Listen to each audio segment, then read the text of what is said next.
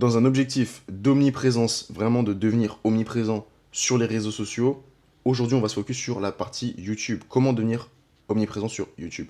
Et on va utiliser un levier de la stratégie d'omniprésence complète qui est l'utilisation des comptes thématiques et plus précisément l'utilisation des chaînes YouTube compilation. Ok, maintenant on va voir quelle stratégie réellement mettre en place avec les chaînes YouTube compilation. Très très simple, c'est la pub immersive.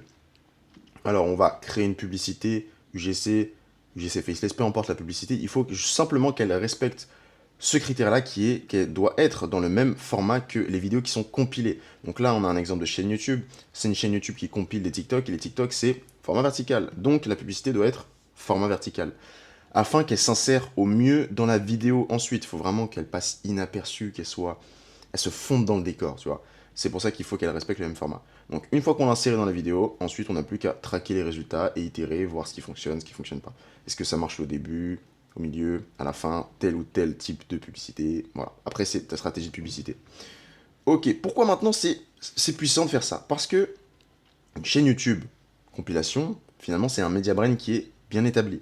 Et qui dit media brain bien établi dit qu'il y a une relation de confiance avec l'audience. Et la confiance, c'est le facteur le plus important de 2026 et des années qui vont arriver à cause de l'IA qui bombarde au niveau du contenu sur les réseaux sociaux. On a dans notre feed que du contenu IA fade, sans saveur, sans humanité, où la confiance est difficile de se développer. Donc, la confiance, très important, vraiment facteur essentiel pour sa création de contenu en 2026. La répétition parce que un media brand, c'est forcément vision long terme, création de contenu long terme. Donc, il va y avoir de la répétition, puisque on ne va pas s'arrêter du jour au lendemain, on va vraiment créer sur le long terme. Ce qui fait que, voilà, il va y avoir une sorte de répétition, et on sait très bien que pour qu'une personne vienne acheter chez toi, ou qu'elle ait confiance en toi, il faut qu'elle te voie minimum de 7 fois. Voilà. Donc la répétition, très important. La puissance de frappe. Ce que j'appelle la puissance de frappe, c'est le fait que quand tu es validé par l'algorithme, peu importe ce que tu postes, tu feras un minimum de vues.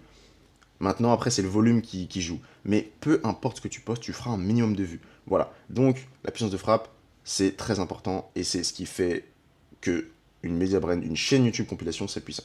Alors maintenant, je parle beaucoup de media brand, mais qu'est-ce que c'est concrètement? Une media brand, pour que tu comprennes rapidement, c'est quand le public ne suit pas juste du contenu, mais une marque en laquelle il a confiance.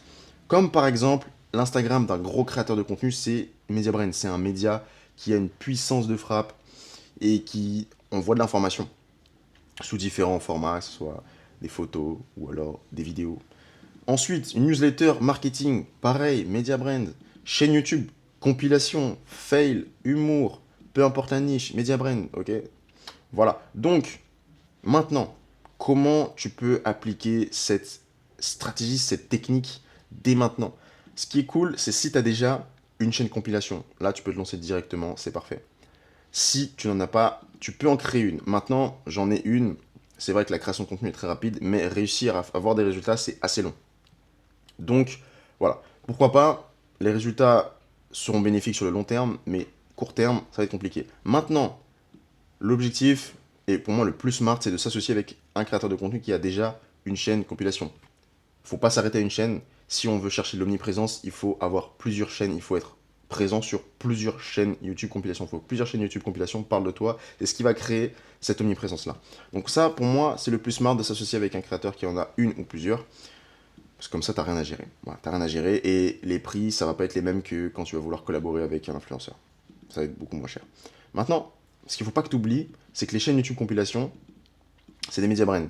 Il y a tous les facteurs qu'on a vus ici, de confiance, répétition, puissance de frappe. Et c'est un levier d'acquisition très, très, très, très sous-estimé. Voilà, donc je te rappelle ma thèse très rapidement. Utilisation des chaînes compilation, pas pour aller chercher forcément du lead, même si tu risques d'en avoir, c'est pour aller chercher de la visibilité, développer sa notoriété et son omniprésence. Moi, je suis convaincu que lorsque tu es omniprésent, la personne qui te voit plusieurs fois va penser qu'à toi. Tu vas planter une petite graine dans son cerveau et elle va se dire, ok, c'est lui le meilleur, c'est lui la référence de son domaine, je vais aller acheter chez lui. Et elle va venir tout naturellement acheter chez toi, consommer tes produits. Voilà pourquoi je parle d'omniprésence sur cette chaîne YouTube. J'espère que cette vidéo t'aura été utile, c'était Soa. Salut.